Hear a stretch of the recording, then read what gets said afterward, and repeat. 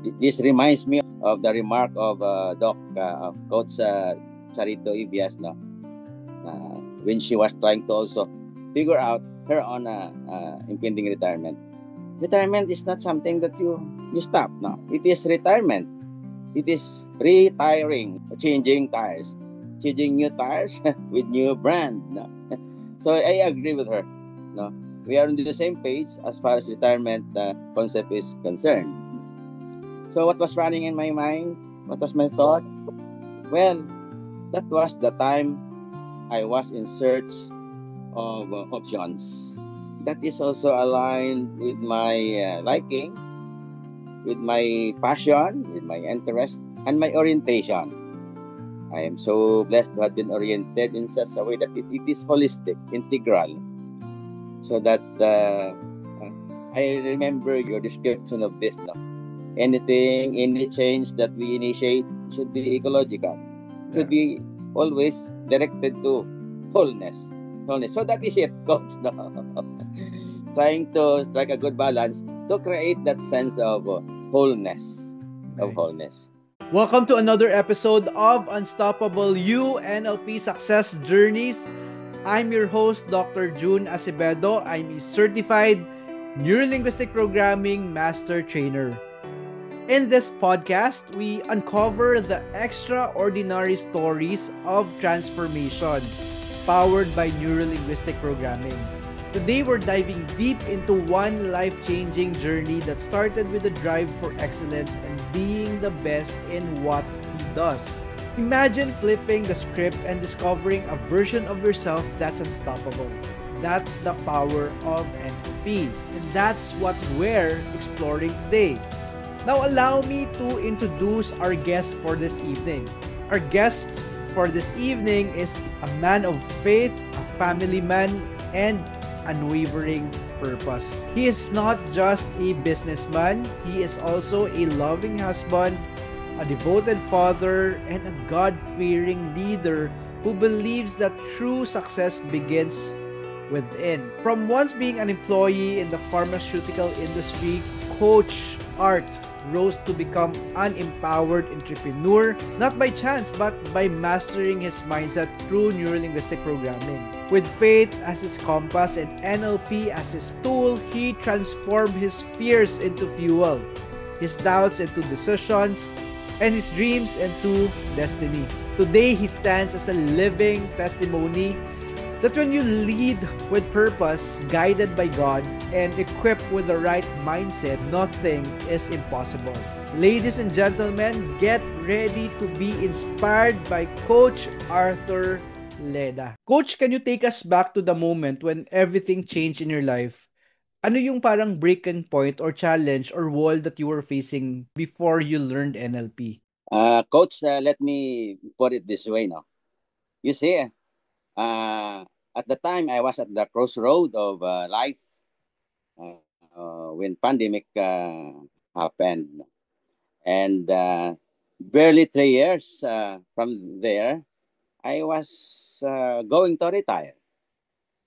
So my concern at that time was, after retirement, then what? No, yeah. Then what? No.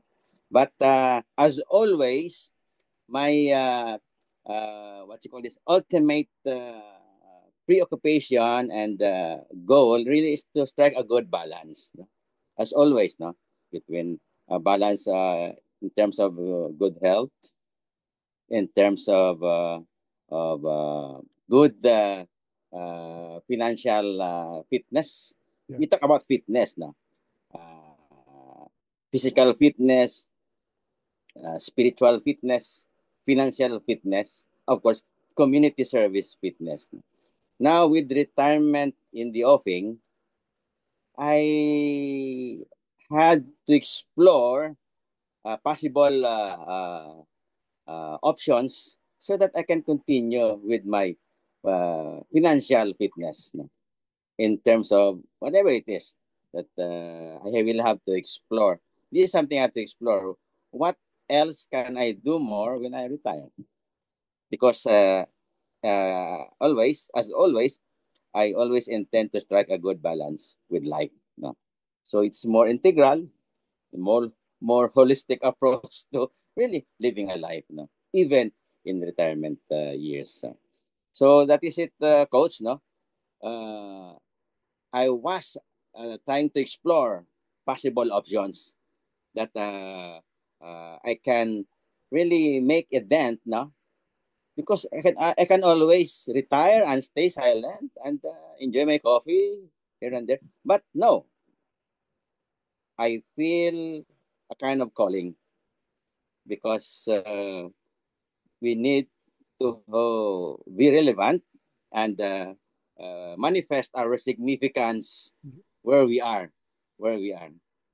That's that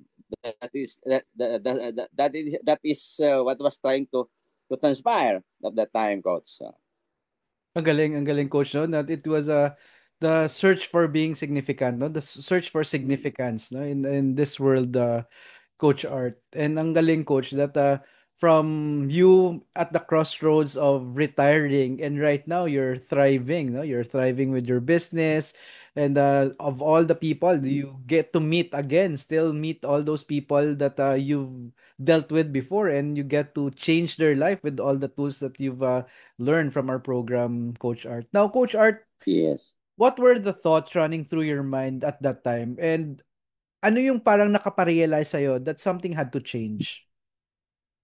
this reminds me of the of the remark of Doc of Coach Charito Ibias, no, when she was trying to also figure out her own impending retirement.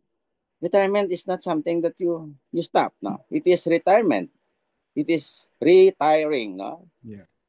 changing tires, changing new tires with new brand. No, so I agree with her. No, we are on the same page as far as retirement concept is concerned. So what was running in my mind? What was my thought? Well, that was the time I was in search of options. Options that is also aligned with my liking, with my passion, with my interest, and my orientation. I am so blessed to have been oriented in such a way that it is holistic, integral, so that I remember your description of this. No, anything, any change that we initiate should be ecological, should Yeah. be always directed to wholeness. Wholeness. So that is it, coach. No? Trying to strike a good balance to create that sense of wholeness. Of Nice. wholeness. Yes. Wholeness. No? Ang galing, no? That's really true, coach. Kasi dapat ecological yung mga decisions natin. It does Yes, not that's right. only, kumbaga, affect us personally, but affects everyone, no? From our family to the environment, to our community, and even to Correct. the whole world. Yes, Now, that's right. Coach, how did you first hear about NLP and ano yung nakapagpa-decide sa'yo to take the leap, Coach? Alam mo, coach, at that time, it was really blessed. The COVID-19 pandemic was really a blessing in disguise, no? Because of the restriction, it was a sort of a glimpse of retirement. No, we had no work for the next 4 months, but we enjoyed our pay. So in effect, it was literally like a prefigurement, a Mm. glimpse of retirement. Ito pala yung mag-retire, wala kang ginagawa, mag-coffee-coffee ka lang, and now you have more time to explore what is in the digital world, in the online world. And there I saw you promoting NLP. Oh, this is, I'm inclined to be part of this. And all of a sudden, your invitation came. So it was really the universe, so to speak, is trying to align with my own purpose, of my own desire to be where I am. No, to be where I am. It was made easy for me. So I was so grateful. Things really connive well. The universe connive well, so that it was well directed to where I want to be. And there, your invitation came in. Ang galing. Ang galing. No? So, you were already sure of what you want kasi coach eh. Kumbaga, you Mm, were already, you knew already what you wanted eh. That's why, di ba, ask and you shall receive, seek and you shall correct. find, knock and the Uh, door shall be open. No? So, the Lord just help you, kumbaga, find the answers faster. And, Naalala ko yung ano, boss, yung NLP. presuppositions, no?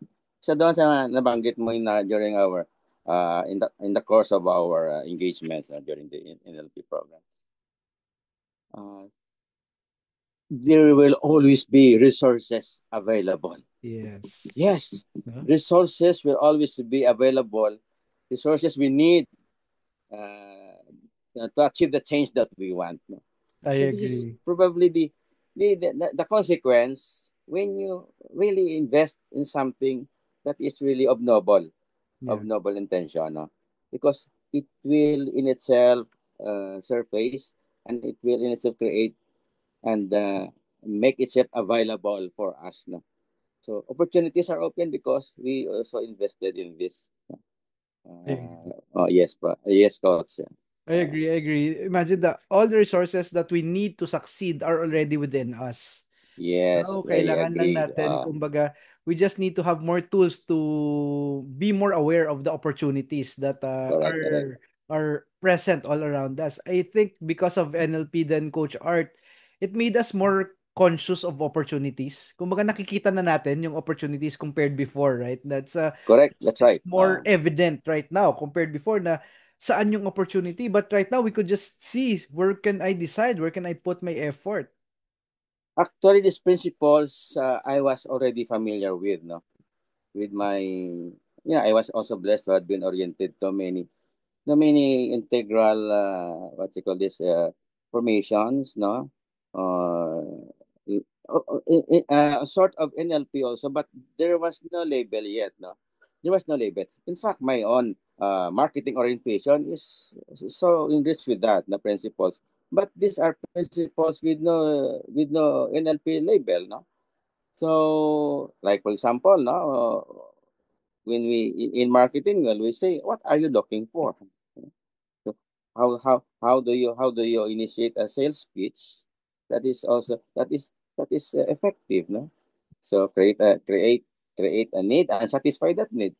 But that is it, no? It was a sort of generic, no, in terms of Mm. description. Now with NLP, it has clear and specific labels. Mm. So it is made the clarity is there. The clarity is there. So it helped a lot. No, it enhance what something that is already there now as part of your own growth process, Coach I John. agree. I agree. Uh, And I think it was Coach RJ who mentioned that before Coach Art. Nasabi niya na ginagawa ko na pala 'to dati pa, 'no? Pero yes, hindi ko lang alam yung term dito. yes, Kasi that's it. when you already understand the term or the process, you can use it intentionally. Ano yung Yes, alam ko, no? So, I think that's what happened also for us, with Coach Art. Kasi NLP. kung may problem tayo, di ba? Ano yung mga tools na we have so that we can Yes, overcome our tools that's or I right. mean, overcome our challenge. Now, Coach, ano yung mga specific NLP tools or techniques that immediately shifted, no? That immediately shifted your perspective nung natutunan when you learned them, Coach? You know that is Coach. That's why I love NLP because with the 14 presuppositions pa lang, pag na-master mo siya, ginagawa mo na siya, Yeah. nako, nako, you are 70% already on your road to transformation. No? So even 80% on your road to transformation. Kasi very, very, what you call this, these are realities that are really uh, innate in our human interactions, no, in our perceptions, discernment. So very, very connected with what we are doing, with the intentions that we have, no. Sa dami ng positions, I think three or four that really stand out, no. One talaga is I love this, no. There's no such thing as failure. Only feedback. Wow. You know, in the past, we used to say, we used to, to say, pag nadapa, bangon, something like that. No? So very generic, very generic. No? This one is more profound and is more intentional. No, Yeah. intentional. Uh, no such thing as failure. Only feedback. We only learn lessons and we move on. Then go on, move on, and try to be the person that you want to be. I agree. Yes, was something like that. And the other presupposition that really strike a chord to me, no, in my experience. Ang ganda kasi yung sinasabi na the meaning of communication is the response we get. So we sometimes I fall into this trap, no? You think this way, you try to impose your opinion, your convictions, and you come up with a different result, no? So understanding this really help a lot, no? So at the end of the day, the real communication is the response you get. So are we able to really give our message across as we intend to be? So things are not as we expect things to be. So ang ganda ng mga presuppositions, very very realistic to our situations as far as growing is concerned, no? Dealing with people is concerned. No? And the other presupposition na gustong gusto ko rin, yung bang every individual as a model of the world. No?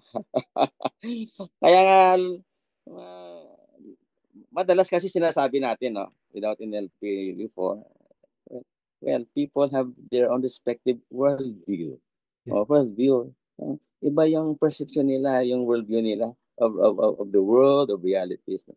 And we need to respect that. So, galing. Ang gaganda ng mga presuppositions. No? You just live this and bring this as our guide in making judgments, business judgments, whatever. Then we are good. No, we are good. We are 70% on our way to transformation. Wow, coach, I'm so proud of you, no? Imagine, of all the answers that you can give, you gave presuppositions. Such profound, right? Very Yes, profound yung coach. Yes, coach. presuppositions kasi ano Uh, lang sila, mindsets, no? Mga assumptions na pwede mong i-install sa utak mo, right? uh, Respect the other person's model of the world. Kasi if you install that, hindi ka na judgmental, right? You correct. don't judge people kasi you respect the other person's model of the world. Kahit parang siraulo yan siya, pero alam mo makibagay sa kanya.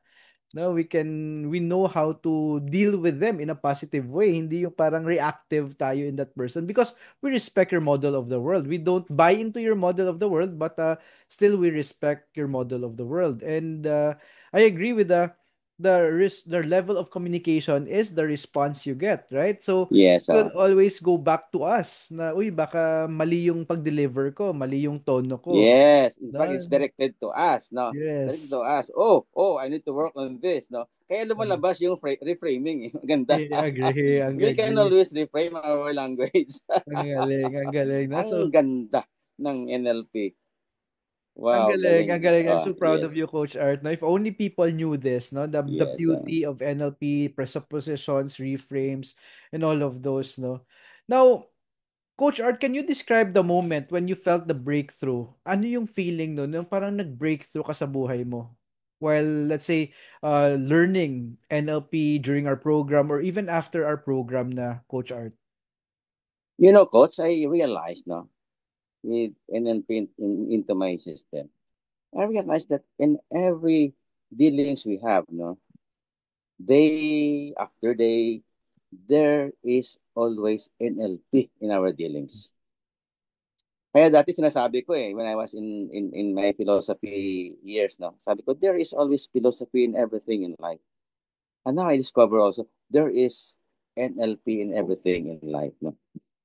Kaya paano ang maganda dito kasi when we are able to really go to the process, no, Yeah. transformation, especially when we try to go out of that what you call this, no, enslavement of emotions, negative emotions, of limiting beliefs, when we are trying to transcend beyond that, no, and leave that behind, then as if we are starting all over with a clean slate in life. Yeah. Fresh start, and you're able to see a broader horizon with more opportunities available for us for the taking. Ang dami palang opportunities available if we are able to to let go of those baggages, of those what you call that, impediments that hinder us from moving forward. So it's a beautiful thing that we are always able to continue the journey with that clean slate. Clean slate. Yeah, I Uh, agree. ang gaganda ko talaga ng mga ano, yung process ng NLP. Yung bang hindi siya intimidating kasi you can really uh, delve yourself into the process, no? with Yes. with with much with much openness, and how do you call that, no? Just give your You just have to trust the process and it will work for us. I Yun ang agree. maganda doon. Ang galing. And alam mo, just like last session, Coach Art, I mentioned this to Doc Jerry that even si Jesus, no? Jesus used Yes, NLP, no? Ang dami niyang NLP. Kumbaga yun yung sabi mo, it has been there for a while. Hindi lang natin alam yung process and framework. No? But right now, we know how to use it intentionally. yes, correct. Na- Oh yes, that's why, no. uh I'm so happy to hear that, Coach John, because in the community service we are into evangelization. And at the core of this is, of course, the teachings of Jesus. Jesus at the core of our evangelization. So now we're able to see now, even the language of Jesus yeah. has NLP motive. No? So all the more that we need to trust the NLP process, because even Jesus uses these techniques, or NLP adapt this because Jesus did it for us. I agree. It's all about intentions kasi Coach Art, it depends on who will use NLP. Right? Kasi Yes, if you use NLP for the wrong intentions, ganun din, no? You can use it for the wrong intentions, but why not use it for the right intentions, no? Para correct. to create Yes, correct. change naman, Uh, makatulong naman tayo sa ibang tao and help our people become better, Coach Art. that is more noble, no? Now, And ecological in a sense. yes, no? Now, Coach Art, after experiencing your own transformation, ano yung mga pagbabago na nakita mo sa sarili mo, no? And also to your professional life? Oh, ang dami, no? Now, with the, no, with the time at your own, you know, at your own disposal, I used to work because I was told to do so. No?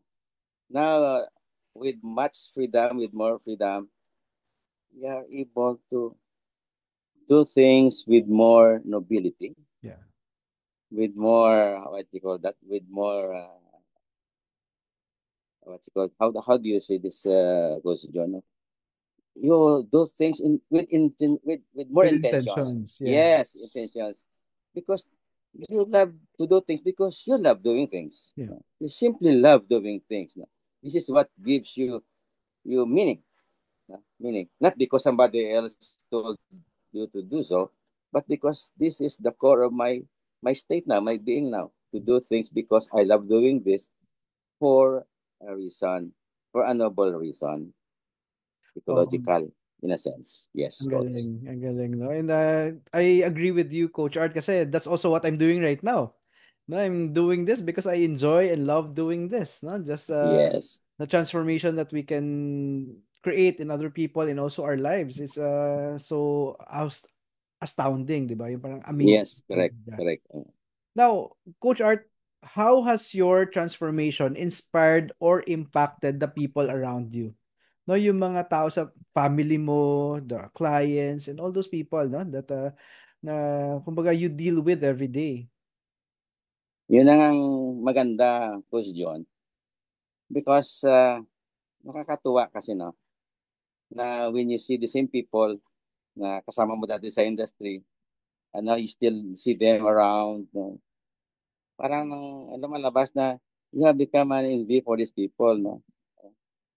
But with all humility, we do not brag that we are able to achieve this certain level of change, of transformation. Because doon naman tayo nanggaling. But as always, we deal with them in a way that will also help them. Yeah. So what I do is ginawa ko yung moment of exchanges as an opportunity also to impart NLP NLP mindset. Uh, uh, we can also do this in a less formal uh, method. Yeah. So trying to seize every opportunity to really make a what's it called that an impact to people. No? So after all, I own my time. Kung how much time I will spend people doing this, no? Trying to communicate things that are really useful also for your own growth. No? Yes. So this we can do because we own our time, we own our freedom. Yeah. So with much freedom, we are able to really also inspire people and make every avenue to connect with them and make exchanges that in a way will impact them, their own journey. How about your family, Coach Art? Ano yung impact ng NLP sa family mo? Nakita niya man, ito I have more time with my with my children, with my spouse, doing things here, uh, doing I enjoy working a lot, no. From here to there, from household chores, from doing gardening, going to farm, cleaning the car, you know, because you love doing this, because this is this is the situation that you are into. This is the opportunity for you to make bawi, no? Yes. Makabawi ka man lang for the lost time because you had been traveling for the last 32 years. Nakakabawi na. So working even at home, the thought that you are with your loved ones, oh, that's a lot. That's a lot. So I am a carpenter here. I am a gardener. I am a laborer. I am everything here in at home. So we spend more time when we go out. We are also together because my time is my time, and Yeah. if it is family time, it's family time. It's quality time. So ganda na ng mga nangyayari, no. This is the fruit of working and now enjoying retirement. Pero hindi naman yung retirement na nag-stop ka. Mm. Just a new chapter of your life. In fact, a more interesting chapter of your life. True. Retiring. New tires, new brand. Be Art Leda brand. Yes, ang galing, Coach Art. Now, Coach Art, if you could go back and give advice to the version of yourself who was struggling, ano yung sasabihin mo kay Art? We've been through a lot of challenges, no? Ups and downs. No? But again, we never give up because we have always the power to change, no, Yeah. and to live a life that we want. It is in our hands.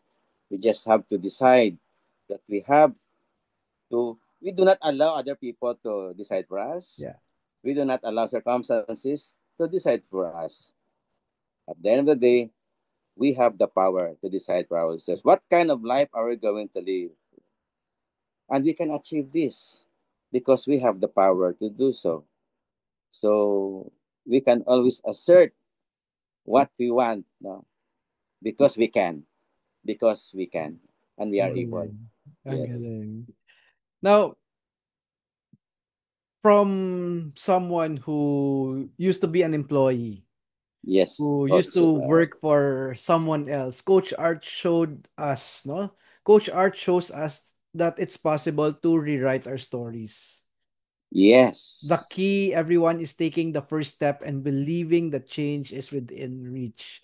Now, Coach Art, if you could summarize your journey in one sentence, what would it be and bakit? My journey in one sentence, well, it is a journey that also crosses the valley of ambiguity and mediocrity, but rises to the mountain view of clarity and facing a broad horizon of opportunity. where I am now. Galing. Ang galing, ang galing. Now, Coach Art, what's one powerful belief or mantra you now live by thanks to NLP? Wow. Again, I will love to go back to NLP presuppositions. I love it. There is no such thing as failure, only feedback. And each one of us, including me and you, Coach John, have the resources available to change our lives.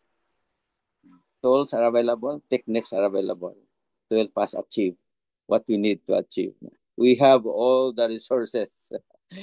In the best learning is in doing. Yeah. Yes, we have to do it. Kaya nga, Coach John, naalala ko lagi yung sinasabi mo eh. Applied knowledge is power according to si Ernie Baron. But I love your so ang yung ano mo yung dugtong mo doon mas gusto ko yun eh. But knowledge is power, no? But applied knowledge is more powerful. I agree. I So agree. learning is in the doing.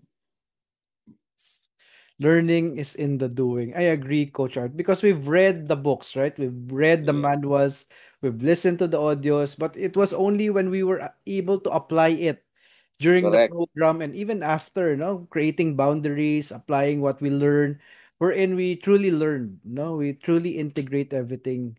Unconscious competence, di ba? Yung unconscious competence.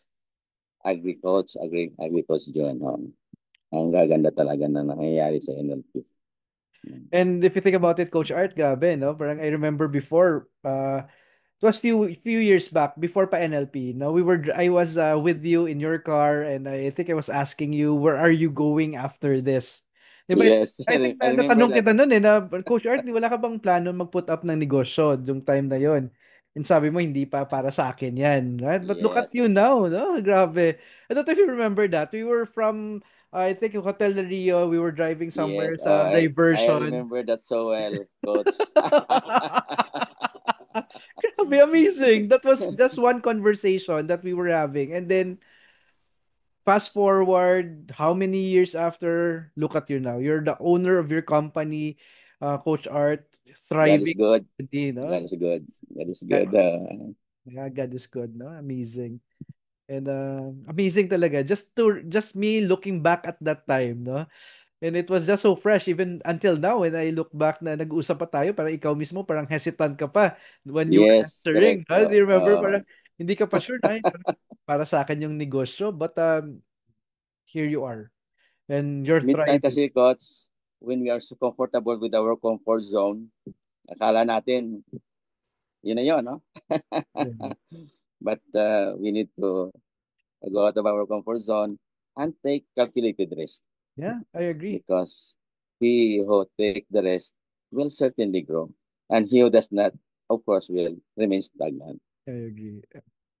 And maganda kasi ngayon, coach, is that you are in charge of your time, you're in charge Yes, of that's your right. business. I love it, and I No, love it. kumbaga the potential is limitless, no? Depende na sa atin on how we grow the potential and also maximize the resources na meron tayo, the opportunities Correct. na Oo. meron, coach. Pero coach, alam mo, ang dami ding mga ano eh. Kaya na-apply ko yung mga NLP ano dito, presuppositions and techniques. Ang daming objections talaga. You have to. Ang daming objections. How, but I love it, no? Because, oh, how should I handle this, no? Yeah, How should I handle objections, no? You know, at the end of the day, it boils down to rapport pa rin. yeah, At ang mamahal ng ano mo, ang mahal ng mga produkto mo. No, no, no.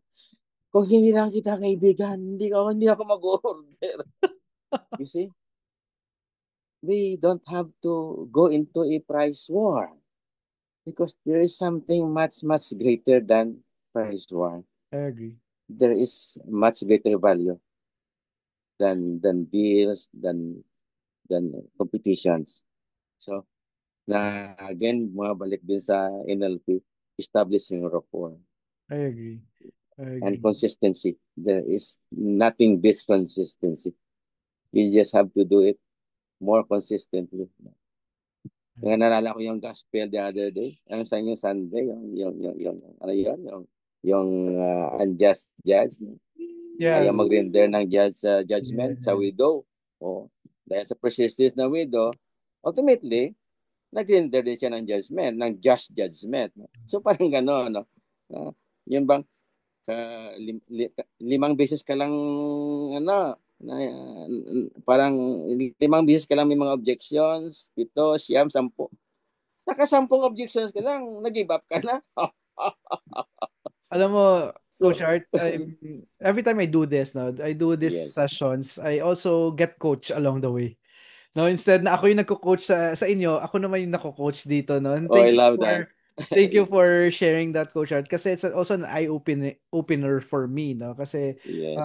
especially what you shared about the price wars and also a reminder of that unjust judge, 'di ba? Yung Yes, yes. sinabi niya na yung dahil sa persistence niya baka the woman will strike me in the street kasi I Yes. didn't give a just judgment sa kanya judge decision. In the judgment, yes. Oh, It's just ang galing. I Ang think galing. it's a metaphor for us to just keep on doing, no, and then just Yes, keep on correct. going after our dreams na after that makukuha talaga natin yan. If the unjust judge could do that, what more the just Lord, right? Si Lord na the our Lord that loves us, no? He will, I agree, Coach John. If our currency is really the exchange of values, this is more lasting. yeah, And this is more lasting in example, in marketing, no, in competition. Yeah, you just have to do it your most noble way. You don't I have to agree. join the fray, no? The fray of competition. Hindi mo naman talaga kayang tapatan eh. I just to be honest about it, hindi mo kayang tapatan. But you have your own way of dealing with this. And NLP teaches us that there is much a greater value than what our eyes can see. I agree. Value, exchange of value, Change of rapport. So these are much transcendent than the other considerations. No? Kaya, now. yes, coach. Now, Coach Art, though, for anyone listening who feels stuck right now, ano yung message mo sa kanila? We maybe feel stagnated or stuck in our what's it called, this desire to improve ourselves. But again, we don't have to stay there for life all along because maybe tomorrow, next week, next month, there is something new that will open up for us. Yeah. So there is no reason to really give up because there is always a better way of trying to get out from that enslavement or imprisonment. There is always a way.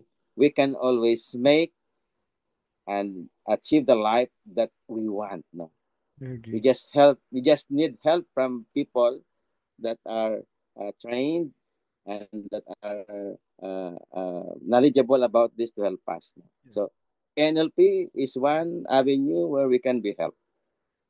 We can be helped. The life to achieve the life that we want, the life that we desire, if we allow the process to work for us. Wow.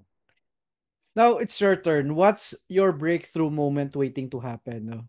Now, Coach, before we formally end, I would just like to honor you, Coach Art. Thank you for sharing your wisdom, your insight to everyone. I'm sure that a lot of people that's watching this is going to be inspired by your journey, Coach Art. Now, from an employee, right now you have your own company, Coach, and you have your time. No, you get to spend more time with your family.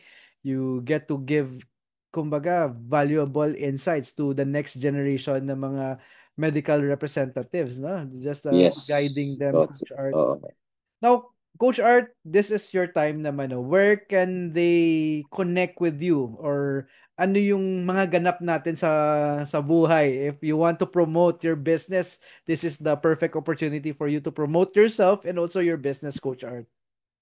well, right now, what I'm going to promote is a life of nobility. No, it's not about art led. No.